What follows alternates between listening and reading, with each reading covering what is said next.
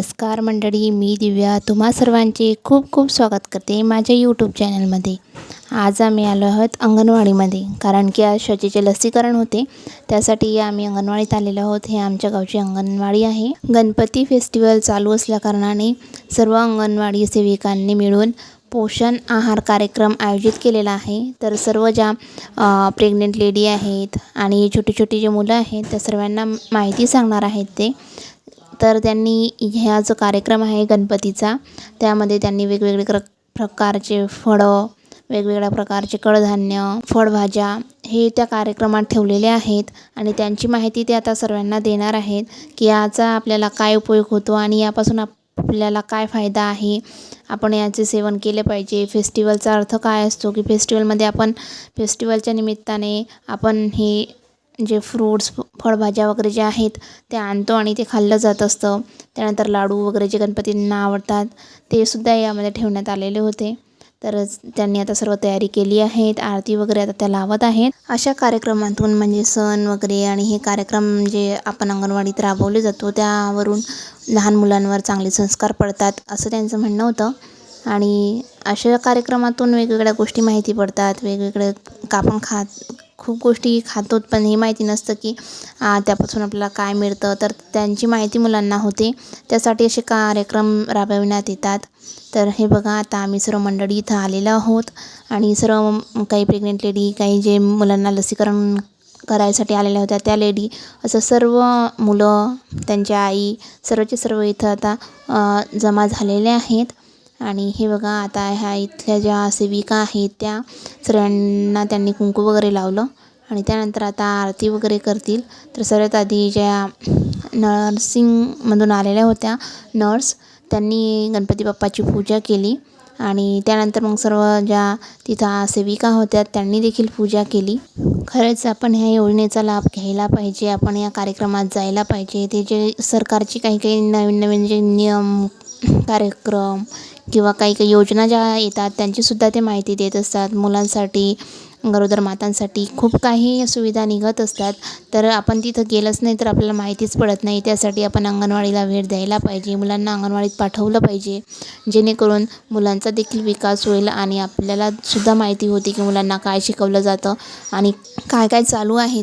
तर चला, आता ह्या ज्या अंगणवाडी सेविका आहेत ते मुलांना माहिती देतील। आता पण आरती करू है ना।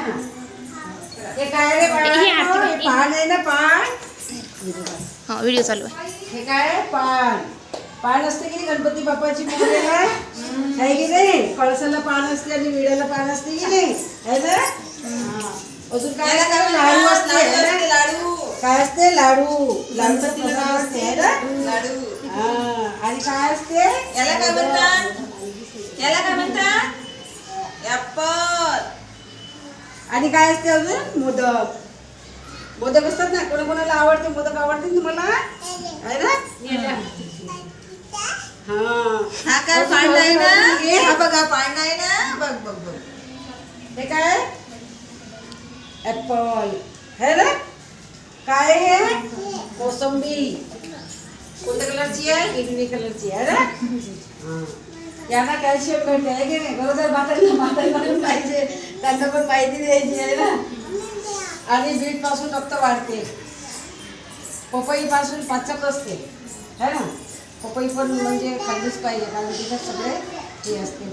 मोड आलेलं धान्य, धान्य पण चांगलं असते। मोड आलेलं धान्य गरोदर मातांना घ्यायलाच पाहिजे आणि पालेभाजी पण घेतली पाहिजे। आणि मिसळ, लाडू, कणूस, शेंगदाणे, खोबरापूस, याच्यासाठी आपण म्हणतो कोणताही सण असते तर हे मोसम ऋतू अनुसार असते की आपण हे सगळे ज्या ज्या सीझनमध्ये आले ते आपण खाल्ले पाहिजे। म्हणजे गरोदर मातांनाच नाही तर मुलांनाच खाल्लं पाहिजे। तर आपण याच्यासाठी आरती करू आता। अंगणवाडी सेविकांनी मुलांना सर्व जे गणपतीचा सण असतो त्यामध्ये ज्या ज्या वस्तू वापरल्या जातात त्यांची सर्वांची माहिती दिली आणि ह्या सणांचा आपल्याला काय फायदा होतो ते सुद्धा सांगितले। आणि आता त्यांनी आरती सुरू केली. तर हे बघा, आम्ही सर्व महिला मंडळी तिथं उभे आहोत आणि जे छोटे छोटे मुलं होते त्यांच्या हातून ते आरती करत आहे. तर त्यामध्ये शचीचा सुद्धा नंबर लागला. तर शचीसुद्धा आता आरती करत आहेत. तर हे बघा, आरती वगैरे झाली. आरती झाल्याच्यानंतर सर्वांना प्रसाद वाटण्यात आला. त्यामध्ये साखर, शेंगदाणे याचा प्रसाद त्यांनी बनवून आणलेला होता, तो वाटला सर्व महिलांना. आणि मुलांना जे फळं तिथं ठेवलेले होते त्या फळांचा प्रसाद सर्व मुलांना दिला. नंतर जे काही कडधान्य वगैरे होते ते सुद्धा त्यांना खायला दिले. नंतर शेंगा वगैरे लाडू जे बनवून आणलेले होते ते शेंगदाण्यांचे ते लाडूसुद्धा सर्व मुलांना त्यांनी वाटले. सर्व प्रसाद वगैरे घेतल्यानंतर आता आम्ही जाणार आहोत घरी, कारण की शचीला इंजेक्शन दिलेलं आहे तर त्याला बर्फानं शेकायचं सुद्धा आहे, कारण त्याची गाठ येऊ नये यासाठी त्याला शेकावं लागतं. जर नाही शेकलं तर मुलांना गाठ येते आणि तो त्राससुद्धा होतो. तर आता आम्ही घरी आलोत आणि मी बर्फ घेतला आणि त्याने आता शचीची जी मांडी आहे डाव्या पायाची, तिच्या मांडीला डाव्या पायाच्या मांडीमध्ये इंजेक्शन दिलेलं होतं तर तिथं ते शेकून काढत आहे. आधी तिला औषध वगैरे देऊन दिली, कारण की ह्या इंजेक्शनची जी आहे ते तापसुद्धा येते. त्याला प्रत्येक वेळेस होते, तिला 2 दिवस ताप येतच असतो. तर आतासुद्धा मी तिला आधी औषध दिली, त्यानंतर शेकून काढते थोडा वेळ आणि नंतर मग ती झोपी जाणार आहे. तर हे बघा, आता माझं शेकणं चालू आहे.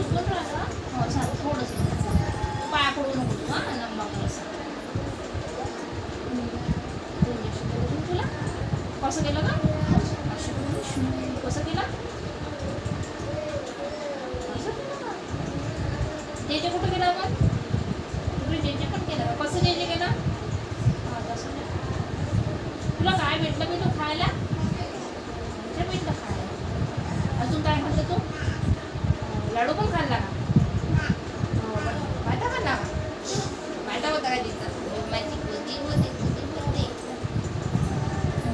झालं थोडंसं थोडंसंच करतो झालं.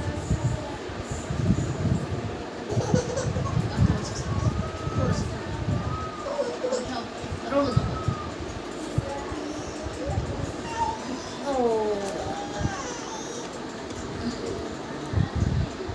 कसं रडतात सांग बरं तिथे. कोण दिसते का ते?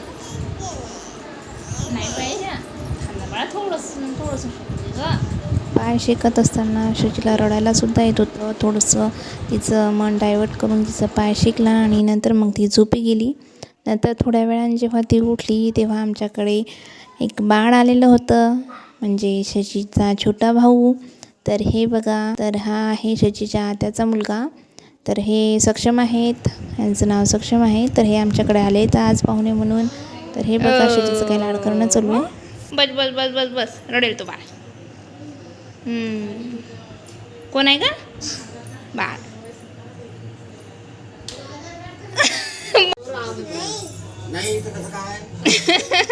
ते नाहीच म्हणते.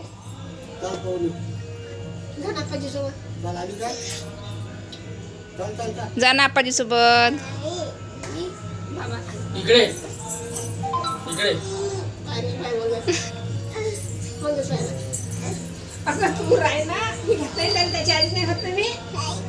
नाही पडशील, तू पडशील ना. चल आज चला, इथं मच्छर काढतात. जा ना तू. आतुले डान्सच करायला लावतात दादा. तो काय चिपकला ना, तो बी काय मस्त चिपकलाय.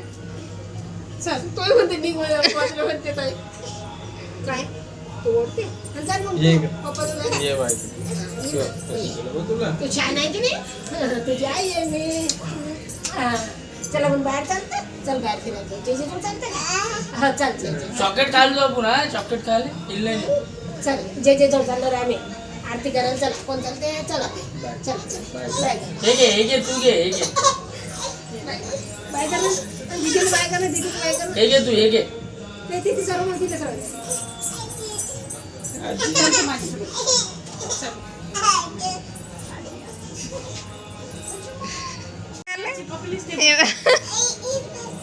आई थांबे बाळात दिले का? बाळात दिले तर ना मामा जोडतो. बाळात मामा जोडतो ना. तुला नाही येत ना. ह्या माझ्या छोट्या नणंद आहेत. ह्या इथंच अकोल्यामध्येच राहतात. तर आज ते आमच्याकडे बाहेर काढायसाठी बोलवलं आहे त्यांना.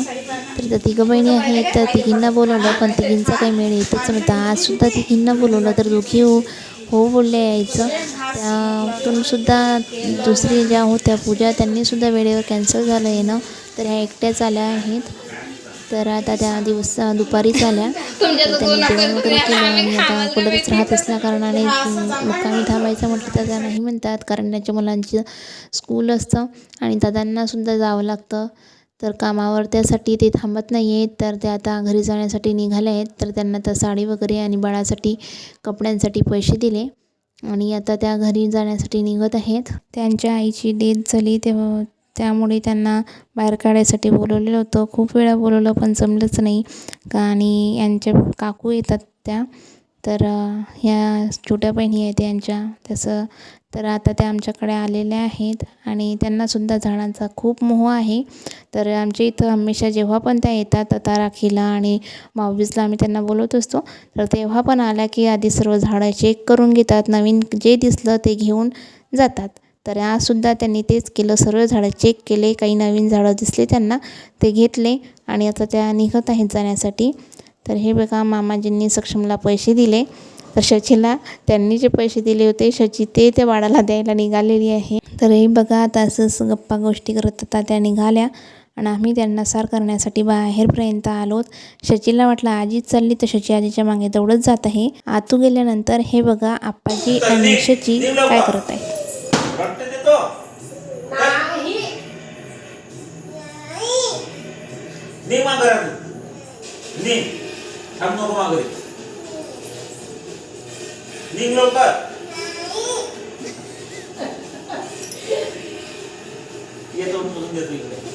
चला तर मग आजचा व्हिडिओ इथंच संपते. पुन्हा भेटूया अशाच एका नवीन व्हिडिओ सोबत. तोपर्यंत बाय बाय.